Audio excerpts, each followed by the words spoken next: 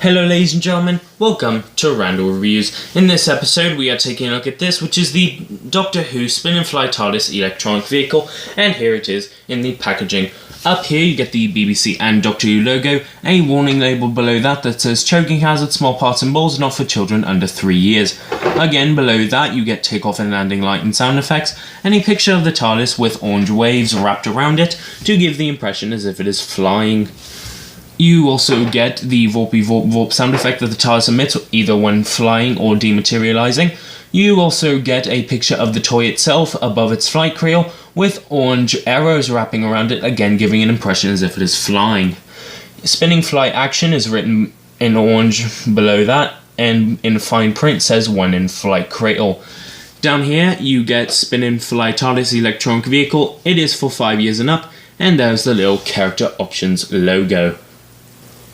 At the side, there's really nothing new. Again, the Doctor Who and BBC logo. Vorpy vorp vorp sound effect, a picture of the TARDIS, a picture of the toy TARDIS with the flight cradle below it. But the only new thing is that it says includes flight cradle, but then again, it's not even really that new, seeing how it says that includes it on the other side.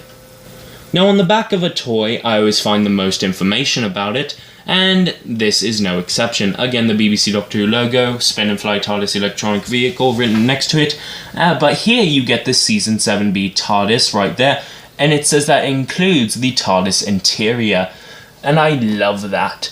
You get right here in this orange part, takeoff and landing light and sound effects, and there are 3 as you can see by the pictures right there.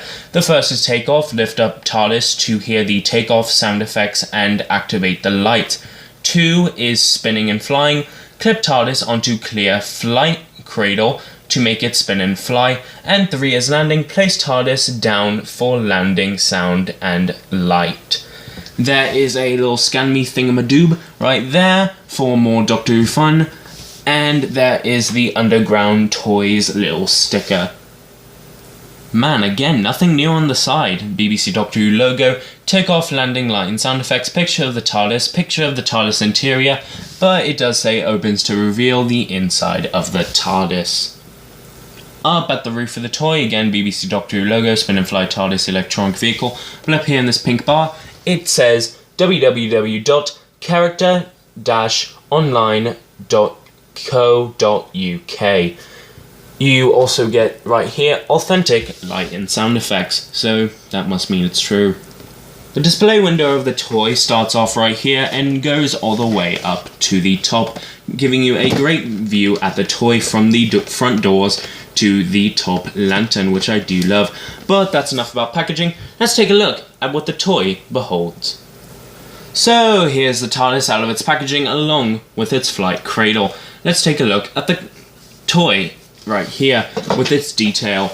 Up here you get the lantern with blue housing and clear glass. Actually it's just made out of plastic, but I like to call it glass. That is right there to help the lights illuminate out. If you guys can see there's a great wood grain effect that is etched in the plastic, which I do love and gives very much life to the toy and does make it look authentic. The police public call box signage is existing on all 4 sides of the toy, but it is very squashed due to its petite size. The 6-paneled windows are as well, but only on the front doors are the St. John ambulance badge and pull to open sign.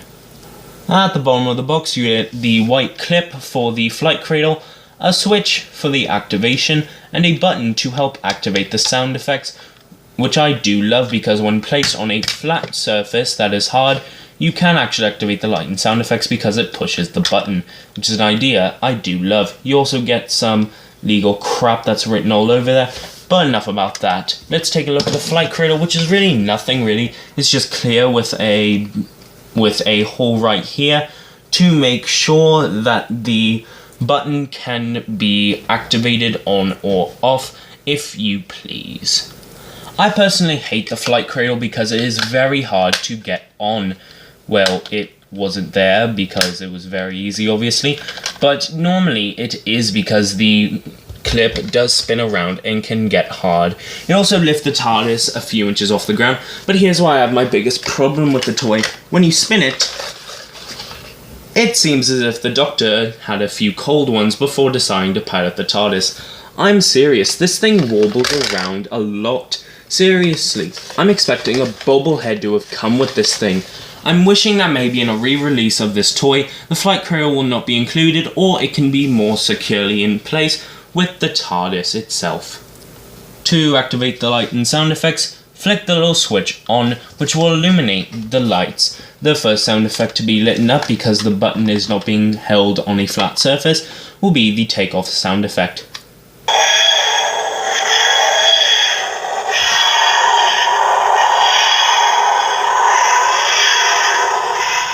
I love the fact that the light is very bright and the sound effects are very loud. I believe that also gives more life to the toy. The light keeps pulsating on and off, but there is no flying sound effect, which really sucks because I wish that could have been included when you are flying it with the cradle. Unfortunately, it just keeps pulsating on and off, which again is good enough, but it doesn't really help because that's something that the previous TARDIS releases include, and even the more recent one. The landing sound effect is activated when placing the TARDIS onto a hard surface, which pushes this button downward.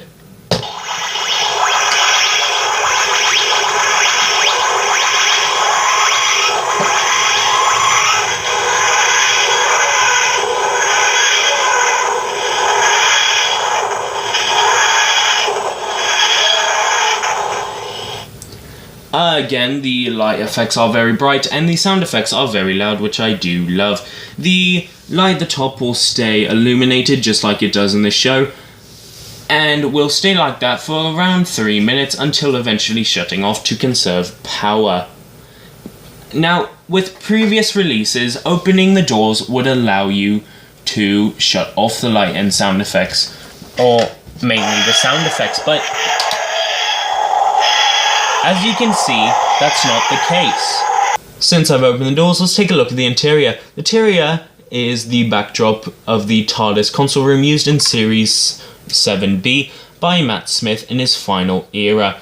Down there, the floor is a normal grey, and up at the top, it's just blue, and I do wish maybe it was painted grey as well to help give up the effect, and I do wish that maybe some parts could have been like third dimensional or something, or maybe even like a little less reflective to give it a better impression that this is bigger on the inside. Closing doors is a little bit of a hassle. There used to be a little button here that would close this door, while this one could just be manually closed. But unfortunately now you have to actually get your fingers in there to close it, which can get your fingers caught or possibly damage a mechanism. So at the end of the day, how do I like this toy? Well, while the detail is very great for its petite size, I hate the idea that they've gotten rid of so many sound effects and included this crappy flight cradle. I wish that maybe a better version of this petite size will be included in the future, but unfortunately this is what we're stuck with now. Anyway, I hope you guys enjoyed this episode. If you did, leave a like and comment in the comment section what you wish we should review next time, and remember to subscribe to the channel. This was Randall Reviews, and I'll see you guys next time. Goodbye.